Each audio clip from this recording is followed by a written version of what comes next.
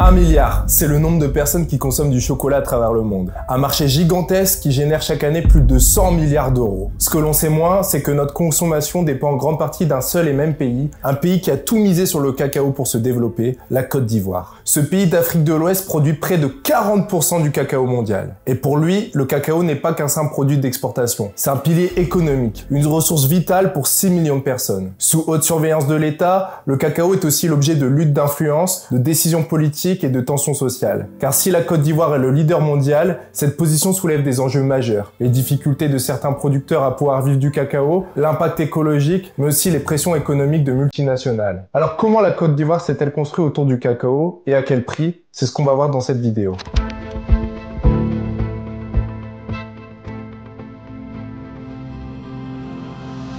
Avant de comprendre comment la Côte d'Ivoire est devenue le plus gros producteur de cacao au monde et les problématiques auxquelles est confronté le pays, il nous faut revenir sur l'origine du cacao. Provenant de la même région que les feuilles de coca, le cacao est initialement consommé et utilisé comme offrande par les populations aztèques et mayas. Ce n'est qu'à partir de l'arrivée de Cortés et la colonisation espagnole que le cacao va s'exporter en Europe, où il sera mélangé à du sucre et à de la vanille. Le développement du commerce triangulaire et de l'esclavage vont amplifier la production et la consommation de cacao. C'est à cette période que les colons européens vont faire venir le cacao dans d'autres territoires en Asie, mais aussi dans le golfe de Guinée, en Afrique, dans des pays comme le Ghana et la Côte d'Ivoire. Dans les années 1960, la Côte d'Ivoire obtient son indépendance à la France, obtenue en grande partie grâce à l'Union des syndicats agricoles africains, l'USA, et aux producteurs de cacao. Félix Houphouët-Boigny va s'appuyer sur l'agriculture, notamment sur le cacao, pour développer l'économie ivoirienne. Progressivement aidé par le miracle économique ivoirien dans les années 1980, grâce à des politiques d'incitation, à l'ouverture de nouvelles terres agricoles et à l'arrivée de nombreux travailleurs venus de pays voisins comme le Burkina Faso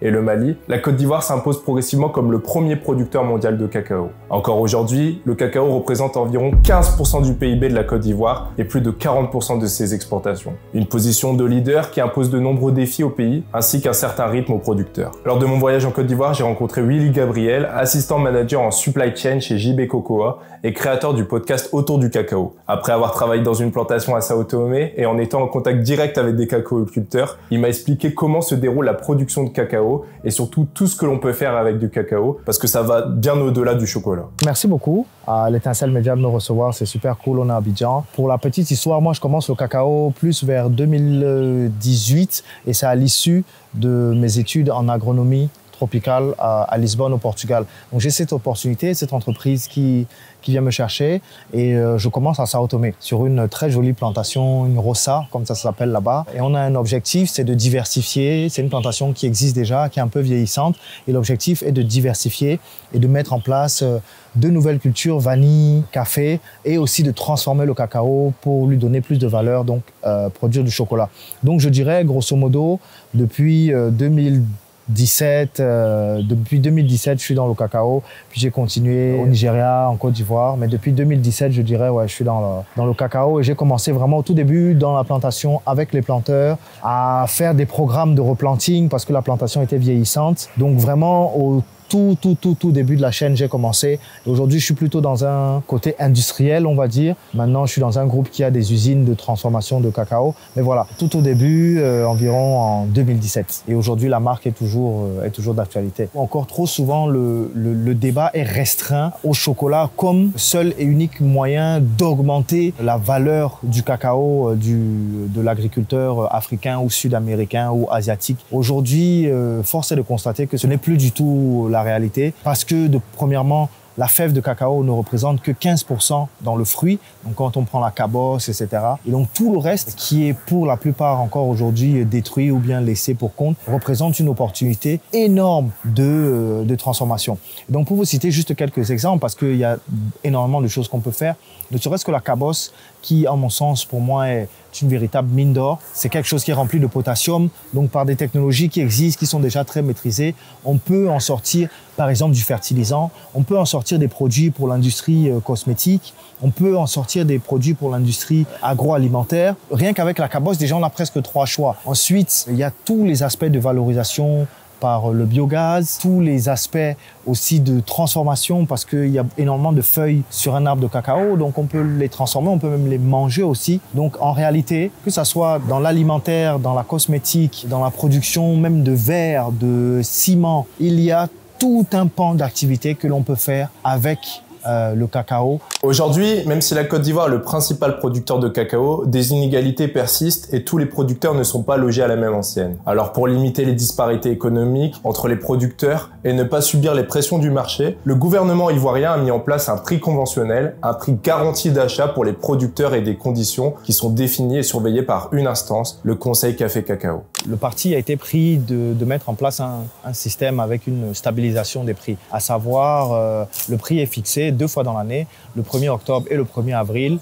Il est valorisé soit à la hausse, soit à la baisse, peu importe, ça dépend des aspirations et du calcul de l'organisme qui s'en charge. Donc c'est le Conseil Café Cacao, ça c'est vraiment l'organe suprême en termes de régulation du marché du café cacao. Donc voilà, le prix est décidé une fois dans l'année et c'est le prix Borchamp. Les acteurs de la filière sont supposés et sont appelés à respecter ce prix. La stabilisation a ses avantages et ses inconvénients. Si le prix descend, vous êtes stabilisé. Si le prix monte, vous êtes aussi stabilisé. Donc, à chacun de voir ce qui est mieux pour lui. On a des pays, le Nigeria, le Cameroun par exemple, où la production n'est pas du tout stabilisée par l'État. Donc, ça veut dire qu'on obéit aux fluctuations du marché, que ce soit le marché de Londres ou le marché de New York. Donc, si le prix descend aussi. Vous voyez, et si le prix monte, eh bien, ça peut être une bonne chose aussi pour le producteur. Comme on l'a vu au Cameroun, on a vu le cacao s'écouler à 4 500 francs, 5 000 francs le kilo, quasiment 9 euros, c'est énorme. Si ce prix minimum d'achat permet aux producteurs d'avoir une certaine stabilité à chaque campagne de cacao et d'échapper aux fluctuations du marché, celui-ci ne permet pas à tous les producteurs de vivre et les oblige à repenser la manière dont ils gèrent leurs exploitations. Comme nous l'explique Ambroise Co, planteur de cacao dans la sous-préfecture Azaguié, non loin d'Abidjan. Moi, je pense que le prix conventionné du cacao est très loin de la problématique du cacao. Avec un prix conventionné tel qu'on l'a en Côte d'Ivoire, c'est un chemin pour lequel l'État a opté et qui garantit le producteur sur un prix minimum. Vous prenez par exemple le cas au Cameroun où on dit le cacao est vendu à 5 000 francs le kilo. Mais c'est pas dans tout le Cameroun. C'est une zone du Cameroun où moi j'ai participé avec certains agronomes camerounais à trouver un cacao d'une qualité premium qui est vendu à ce prix. Si vous faites un travail premium, que vous avez un prix décent, il n'y a pas de problème. Mais si vous faites un travail premium, que vous n'avez pas de prix décent, vous allez vous décourager. Donc, la subvention n'est pas le problème. La subvention est au moins une garantie pour le pauvre producteur qui sait que tout au long de la campagne, si même il a un petit prix de 2000, 2200, c'est garanti sur toute la période. Il ne fluctue pas en fonction du marché. Parce que le marché, aujourd'hui, il peut monter à 5000 et demain se retrouver à 1000 francs. Mais qui paye le gab? Le producteur n'a pas assez de moyens pour varier sur le marché international. L'État se charge de ce marché international et donne la garantie minimum aux producteurs. Mais comme on le dit, l'homme a toujours besoin d'argent. Même si vous vendez le cacao à 10 000 francs le kilo, le producteur aura toujours des besoins. Parce que au même moment où le prix du cacao s'envole, les produits phyto s'envolent, les commerçants ont les prix qui s'envolent, les transporteurs font de la surenchère pour le transport. Donc, on revient au même point. C'est comme si, à nous deux, vous me dépassez de 50 cm, que nous montons tous deux sur une table de 1 mètre de haut, vous allez toujours me dépasser de 50 cm. Donc, pour que je puisse vraiment gagner, il faudrait que le levier ou le paradigme dans lequel on évolue change. À partir de ce moment, le producteur ivoirien ou africain doit arrêter de produire des fèves pour vendre des fèves. Il doit produire des fèves et, en cours de chemin, avoir un processus de transformation rien qu'au premier niveau. Voilà, fèves déparchées pour faire des fèves consommables, des fèves pralinées, faire un peu de tout. Il y a beaucoup de choses. On va parler de la transformation du cacao, aussi bien en produits cosmétiques, en produits cosmétologiques, en produits consommables. Il y a tout. Voilà, tant qu'on sera, comme à l'époque coloniale, produire des fèves pour alimenter les usines en Occident, eh ben, c'est tout à fait normal qu'on se retrouve dans les mêmes conditions que les Africains pendant la période coloniale. Aujourd'hui encore, la situation de nombreux producteurs de cacao fait penser à celle que l'on connaissait à l'époque coloniale. C'est ce que nous expliquait Ambroise. Dans les pays comme la Côte d'Ivoire, ce sont souvent ceux qui travaillent la terre qui gagnent le moins, alors que d'autres, ailleurs dans le monde, profitent largement du commerce du cacao. Le chiffre est frappant. Malgré un marché mondial qui pèse près de 100 milliards d'euros, 80% des producteurs vivent toujours sous le seuil de pauvreté. Cela s'explique notamment par le fait qu'ils touchent très peu de ce que vaut réellement le cacao une fois transformé. La plupart des bénéfices sont faits plus loin dans des usines de transformation et les grandes entreprises. Et pourtant, le cacao pourrait avoir bien plus d'usage que la simple fabrication de chocolat. C'est ce que souligne aussi Willy Gabriel. C'est un très vaste débat. La production de cacao, elle est très très ancienne, elle a énormément d'enjeux et en fonction des territoires, elle a souvent été traitée de différentes manières. Certains ont souvent appliqué la solution, j'ai envie de dire, productiviste. Donc produisons plus, occupons toujours plus d'espace pour augmenter le volume. D'autres sont partis sur la qualité. Je pense peut-être à des endroits comme Sao Tomé où la production est très faible. 3 000, 4 000 tonnes à l'année. Mais eux, ils sont sur une qualité qui fait qu'aujourd'hui, il est reconnu comme un des meilleurs cacao au monde. Il y a différentes stratégies pour différents pays. Mais ce que je peux dire pour avoir été un peu dans les plantations avec les planteurs, c'est que, et c'est très important, c'est que le cacao ne se mange pas, en réalité. On pourra en faire du chocolat, on pourra en faire ce qu'on a cité un peu plus tôt, mais en réalité, le cacao en soi ne se mange pas. C'est pas comme une pomme de terre ou une banane que l'on peut venir cuire et puis manger et puis s'en servir. Donc il faut penser toute une architecture autour pour que les gens ne sombrent pas tout simplement dans la misère. C'est pas quelque chose que tu récoltes toute l'année. Il y a des saisons, une grande et une petite. Il y a des moments où il y en a pas. Ça ne se mange pas, donc moi, je pense que pour mieux en vivre et pour bien répondre à ta question, l'essentiel, c'est de penser les moyens d'augmenter les revenus du producteur. Au-delà des problématiques sociales, l'industrie du cacao soulève également de nombreuses problématiques environnementales. Depuis le début de son exploitation en Côte d'Ivoire, 90% de la forêt originelle a disparu, remplacée par des plantations de cacaoyers. Un impact majeur sur la faune et la flore qui contribue notamment à la disparition progressive des éléphants, pourtant emblème du pays. Le réchauffement climatique, combiné à l'usage de produits phytosanitaires par certains producteurs, contraints de préserver leurs récoltes, a poussé Ambroise à faire un autre choix, miser sur l'agroforesterie et une exploitation durable du cacao. Le cacao produit avec des méthodes agroforestières, agriculture durable, biodiversité et autres, comme j'ai l'habitude de le dire, c'est l'agriculture de la grand-mère. Depuis que la Terre existe, ça fait plus de 3 milliards d'années, c'est comme ça le monde a fonctionné. Mais il est arrivé un moment où, bien sûr, il y a eu une résurgence sur la population, plus pour nourrir les hommes, mais c'était plutôt pour avoir des armes, pour imposer son point de vue aux autres. On a décidé d'aller à une agriculture conventionnelle qui est une agriculture intensive. Voilà, une agriculture intensive à coup de à coup de pesticides de synthèse, à coup de destruction de l'environnement pour accumuler dans des silos des milliers de tonnes de blé, de colza et autres pour faire des pressions sur d'autres pays à cause de la sécurité alimentaire. Mais les gens ne pensent seulement qu'à leur pouvoir, mais ne pensent pas au devenir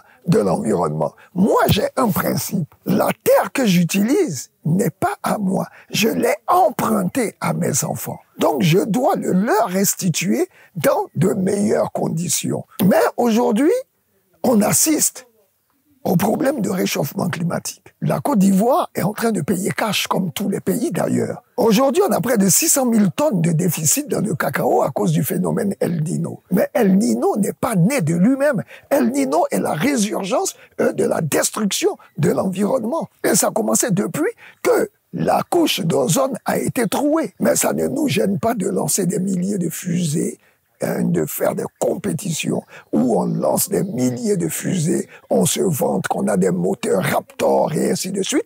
Et à chaque fois qu'une fusée passe, la couche d'ozone, vous voyez le trou que ça laisse. Et c'est maintenant visible à l'œil nu. La Terre est entourée de myriades de satellites pour la communication. Mais qu'est-ce qu'on a à se dire qui nécessite qu'on mette des millions et des millions de satellites autour de la Terre? La basse atmosphère est devenue une véritable poubelle. Donc, il y a un blocage de certains rayons. Et c'est tout ça qui fait qu'aujourd'hui, on est en train de payer cash. Non content de chercher des terres rares partout, donc de créer des guerres par-ci, par-là pour les terres rares, aujourd'hui, c'est l'exploitation des terres rares sous-marines. Alors là, c'est la catastrophe.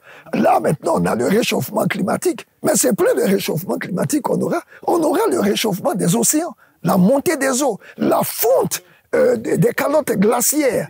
Mais on s'en fout de ça. On pense pas. Parce qu'aujourd'hui, à la limite, on n'a même plus besoin d'avoir d'enfants. On n'en a même plus. Donc, on vit pour soi. On vit pas pour la postérité. Et il est temps qu'on revienne aux fondamentaux normaux pour qu'on pense à l'avenir. Parce que quelqu'un ne pense à l'avenir que quand il a une progéniture. Aujourd'hui, on n'a plus besoin de progéniture. On vit pour nous-mêmes à l'instant T. Donc, on détruit, on déforeste, on détruit l'environnement, on jette des bombes partout. C'est pour son bien-être. Et puis, bon, une fois on a passé l'arme à gauche, on s'en fout, basta. Que le meilleur soit pour les autres. En misant sur la commercialisation de fèves de cacao bio, l'agroforesterie pour éviter l'impact carbone et la formation d'autres cacaoculteurs, Ambroise a pu reprendre le contrôle sur l'ensemble de la chaîne de valeur, aussi augmenter ses revenus d'exploitation, tout en garantissant un produit de qualité aux consommateurs sans impacter le producteur, ce qui présente une véritable alternative au cacao dit conventionnel. Sur le point de vue du cacao, au début, on avait quand même des difficultés parce que quand j'enfourche ma moto de pèlerin, je passe dans toutes les plantations, j'explique avec des photos, des exemples à l'appui, parce que les premières personnes impactées par les phytos de synthèse ne sont pas les consommateurs, ce sont les producteurs, les agriculteurs africains. Parce que 90% de ces phytos que nous avons en Afrique sont des phytos périmés, des phytos obsolètes ou des phytos interdits sur l'espace Union européenne qu'on nous déverse ici. Les producteurs utilisent ces phytos sans protection et on se retrouve avec des maladies cutanées, des maladies cardiaques, des insuffisances rénales, tout type de maladies, on ne peut même pas les citer. On a commencé à sensibiliser les producteurs. Et la seule façon d'éviter ces produits phyto, c'est d'aller à l'agriculture biologique. Moi-même, je suis allé à l'agriculture biologique, pas parce que j'étais Saint Thomas, mais c'est pour raison de santé. J'aime l'agriculture, mais je pouvais pas rester dans ma plantation parce que je suis eczémateux, je suis réfractaire aux produits phyto, et c'est ainsi que j'ai opté pour le bio, puisque je vis dans un environnement sain, dans un cadre idéal. Et pour contrebalancer la pression parasitaire et autres, nous allons à la biodiversité, à l'agriculture durable, à l'agroforesterie, qui nous apporte, pourquoi pas, beaucoup de services écosystémiques. Et c'est à travers tout ça qu'on recrée un environnement propice à une agriculture durable et à un bon cadre de vie. Donc, quand vous prenez, par exemple, l'agroécologie, c'est une trilogie. Vous allez avoir l'environnement, vous allez avoir l'économie et vous allez avoir le bien-être social. La croisée de ces différents éléments va donner la viabilité, la vivabilité et le bien-être. Mais une fois un des maillons de cette chaîne est rompu, à partir de ce moment, c'est la catastrophe. Donc aujourd'hui, nous allons sur des marchés de niche et le producteur sait qu'un cacao conventionnel est vendu à X francs et le cacao biologique sur marché de niche est vendu à X plus 1 franc. Donc il faut qu'il soit son propre sorcier pour refuser les X plus 1 franc pour se focaliser sur le X francs, avoir des problèmes de santé et ainsi de suite. Toutes ces innovations portées par des producteurs engagés comme Ambroise ont retenu l'attention du Conseil Café Cacao. Et c'est un vrai tournant vers une production plus responsable, à la fois sociale et respectueuse de l'environnement. Le Conseil commence aussi à mieux prendre en compte la diversité des cacaoculteurs, ainsi que les inégalités liées au manque d'usines de transformation sur place. Sur ce plan, le Conseil du Café Cacao est, je pense, à la pointe de la transformation des produits agricoles en Afrique. Pas dans les autres domaines, mais dans le domaine du cacao. Premièrement, la Côte d'Ivoire est le premier broyeur de cacao au monde. Le premier. Donc, ça veut dire qu'il y a une grande partie de valeur ajoutée qui reste sur place. Le Conseil du Café Cacao vient même de créer une usine. La deuxième est en phase d'achèvement, où les producteurs peuvent aller faire broyer leur cacao, avoir la matière première pour les produits dérivés de transformation. Le Conseil du Café Cacao vient de lancer un programme de mise en place de l'OIA, de l'Organisation de l'interprofession du cacao, dans laquelle il y a les gros transformateurs, les petits transformateurs, les producteurs et les commerçants. Le Conseil du café cacao, dans le domaine même du café, octroie des bourses chaque année où elle forme des torréfacteurs et installe des jeunes artisans torréfacteurs. Il y a une grande montée de producteurs, de chocolatiers et autres. Et chaque année, lors du Salon du chocolat à Paris, la Côte d'Ivoire fait partir